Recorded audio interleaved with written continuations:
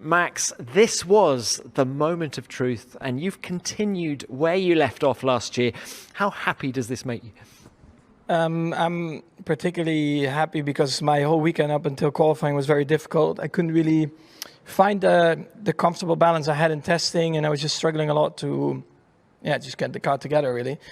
And I went into Q1 and everything already felt a bit better, but it was still not, let's say, perfect. I'm very, very happy that in Q3 we could put these laps in. I still think it's not perfect, but in the better direction. So for sure, for the next race, we'll have to analyze a bit why from the test to the race weekend it's so different for us and also for me driving-wise. But nevertheless, I mean, we are sitting here with two cars. So coming off last year, I think this is again a very strong start for us. So very happy with that. How much have you had to change the car this weekend? A lot. I went left and right and back to the middle and find a bit of a compromise. So that's a bit unusual that you make such big changes. But like I said, luckily in qualifying, that's probably the best balance I've had throughout the weekend so far. Given those struggles, how good was that final lap in Q3? Yeah, the laps were good. You come out of qualifying, you always immediately analyze your lap, right? And overall, pretty pleased. So, what about the race? How confident are you feeling in the long run? That should normally be our stronger point than the one lap pace. So hopefully we can show that again tomorrow. Checo, coming to you now. This is Red Bull's first front row start here in Red Bull. So a great result here in Bahrain, I should say. So a great result for the team. Anything more to come from you in qualifying on that final lap? Just like Max said, the balance has been really different from testing. We've done plenty of kilometers here, but we came to the race weekend and we found a very different balance to testing. So we've been working our way through. We've been making massive changes from one side to the other. I think in the end, we knew we had to compromise a bit the quali pace for tomorrow's race. So hopefully that will pay out tomorrow.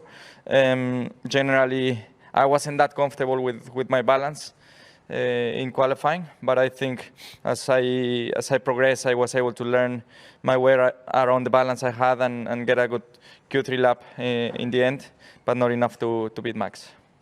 Checo, you talk about how the balance has changed from testing to this weekend. Can you just tell us a little bit more about that? What have been the struggles exactly?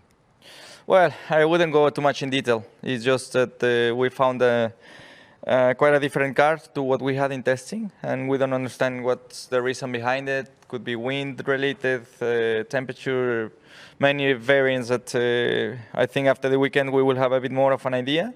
But for now, we gotta focus for tomorrow. Is this the same car that you had in testing, or has it got upgrades on it? As far as I know, it's the same. Okay. Looking ahead to tomorrow, where do you see the main challenges coming from? Do you think Charles is going to be quick? Can you challenge Max for the win? Well, the Ferraris definitely picked up throughout. I think they were sandbagging a bit through the first days of testing and during the weekend. They're definitely there. They're very strong, so I will expect them to be in the fight for tomorrow's race. And you can already see, that it's not only Red Bull and Ferrari. There are plenty of other teams that have joined the competition. So, I mean, if you don't get a perfect lap in Q2, Q1, you really have to put more tires on. So, the competition has increased, certainly, for this year. Coming to you, Checo says you've been sandbagging until now. Is that the case? I don't know. Definitely not as much as... Maybe you found a sandbag in the car. I didn't find it myself then, and I'm not aware of it. I mean, we found a lot of performance in qualifying, but a lot of performance. We were in the fight, which is something that I probably did not expect. So it's a good surprise. To tell you where we found the performance, I'm not really sure. So we need to look into that, because as much as we need to understand the bad days, I think we also need to understand the good days. That's how we will improve. But good that it's like that. But we also need to be realistic. I mean, those guys and also Aston Martin seems to be really, really quick in the race, which is why I think we made that choice in Q3 to be willing to lose 1 or 2 positions at the start, but having new tires to put all the chances on our side, which I'm sure is the right choice, but let's see tomorrow. Look, if you had another go in Q3, do you think pole position would have been possible? I mean, I hate saying yes, it will have been, or I mean, it's difficult to say, but for sure, seeing the margin on the first set, I knew there was a bit of time to find, so it will have been close. All right, and just looking ahead to tomorrow, the long run pace of the car versus Red Bull, how do you see it? They are quick. They are really quick. Hopefully, we have another good surprise tomorrow. Of course, for now, we don't know in which conditions they were running in FP2 when they were doing the race simulations. Looking FP2, they are very quick. Well, that's another question to Charles on the same topic, please. What was the part that fell off, and what did it feel like when you brake for turn one? Because we saw you locking up. Was it a result of that? The part I honestly don't know because I haven't seen any images of it or whatsoever. It was the sandbag.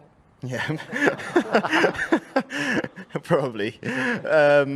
But the lockup I think was just me being too optimistic in braking for turn one. I don't think it's. I mean, I didn't feel anything particularly. Question to Max, but the other two can add if they want to. Are you surprised that the field as a whole seems to be much closer this year? I mean, the gap between you and Nick, who was in P19 in Q1, was only 1.1 second. Are you surprised by that? And secondly, is it extra proof that the direction that F1 went in really pays off now? Not really a surprise. I mean, if you look at most of the cars, they all copied each other. So, everyone is getting smarter, over the years anyway, with the same regulation. And, if you see that one car particularly is doing quite well over a year, you'll try to copy some things. And that's why I think, of course, naturally everyone is getting closer and in general, of course, understanding the car a bit better. Jacko, Charles? Yeah, certainly the competition is a lot closer now. You can see it straight from Q1. You cannot do a mistake even if you are on a top car. So yeah, that's nice in a way. And it will only get closer as the season progresses. So yeah, we welcome the competition. Yeah, for the field closer, I will probably wait and see tomorrow also in the race pace. But in quali, for sure, it seems that we are all closer, which I think is great. It's more exciting. And I mean, qualifying sessions like Q1 and Q2, which for us, I mean, for the top teams, whenever we had that big margin, we could do a little bit whatever we want. Now seems to be a bit more on the limit, so it's nice. Guys, we're going to end with one more, an email question that's come in from Claire Cottingham at Race Fans. There's going to be a change to the qualifying format later this year, going to be tested at 2 races, beginning at Imola, in which you have to use hard tyres in Q1, medium tyres in Q2 and soft tyres in Q3. What differences, if any, will this make to how you approach the qualifying sessions? And would it have made much difference if that format had been in place today? Can I just get your thoughts on that? Max, start with you. I hope it's not going to be cold in Imola. Otherwise, it's going to be quite tricky. But yeah, it's the same for everyone, But I don't think we need to actually do these kind of things in qualifying. I don't really see the benefit of it. It's better if we make sure that all the cars are closer to each other and more competitive, instead of spicing things up in that way, which I think is, probably for the show. Okay, Jacko, your thoughts? Yeah, I just think it's for the show. I think we don't need that. When you see the qualifying we had today, how close everything was, you don't really need to change anything. But we'll see. We'll see once we try it, but I don't think there's a need to change something that it's working well. Yeah, I don't feel there was a need for change for that, but let's try and see. Okay. Guys, thank you very much. Well done today and good luck in the race tomorrow. Thank you.